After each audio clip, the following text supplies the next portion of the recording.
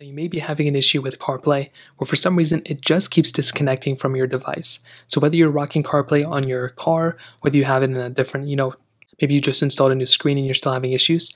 Well, the reason why CarPlay may not be working on your device is, for one, you may just want to make sure that CarPlay within your specific phone itself is actually enabled. Sometimes if you have a phone that doesn't support CarPlay anymore, if it's super old, but most of the new phones do.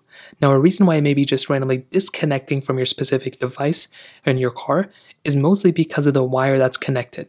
So at the bottom of your phone, you have to plug in basically the lightning port inside of your phone right here in order for it to actually go ahead and pretty much, register that it's connected.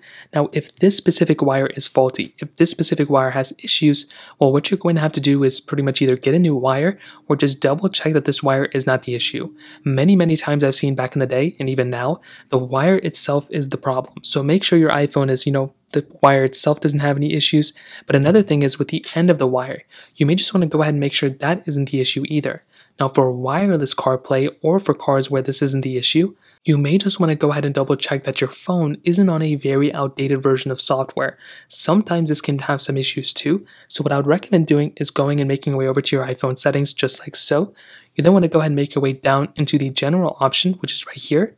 And when you do that, what you want to do right here where software update is the second option, you want to click there, and all you want to do is you want to go ahead and update your phone. A majority of the time, this is probably all you have to do. If you're on the latest version, then I'll explain another thing you can do, but updating your phone can pretty much almost always fix this issue as well. On top of that, what you can do is restart your phone.